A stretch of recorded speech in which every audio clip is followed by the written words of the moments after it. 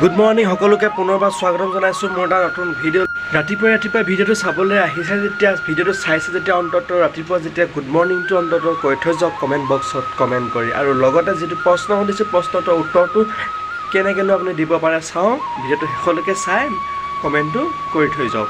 যোৱাকালি একপি ফটোত মানুহ চাৰিজন আছিলে, মানুহ চাৰিজনক কি মিল আছে বুলি সুধিছিলোঁ, দেখুৱাইছিলোঁ ফটোকপি। সেই ফটোকপিত প্ৰথম কমেণ্ট কৰিছিল দুজন ব্যক্তিয়ে, এগৰাকী হ'ল ছানায়া বৰুৱা আৰু এজন হ'ল জুবিন কলিতা।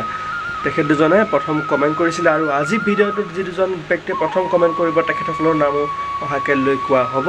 আৰু আজি প্ৰশ্নটো এবাৰে ক'ম কিয়নো দুবাৰ তিনিবাৰ ক'লে একদম সহজ হৈ পৰিব আৰু প্ৰশ্নটোৱে মানে একদম সহজ। এবাৰ ক'ম, অলপ স্পীডত ক'ম, তেতিয়া মানে অকণমান চিন্তা কৰিব লাগিব, ভাবিব লাগিব তাৰমানে, সেইবাবে এবাৰহে ক'ম প্ৰশ্নটো। আৰু প্ৰশ্নটো শুনিবলৈ সাজুনে?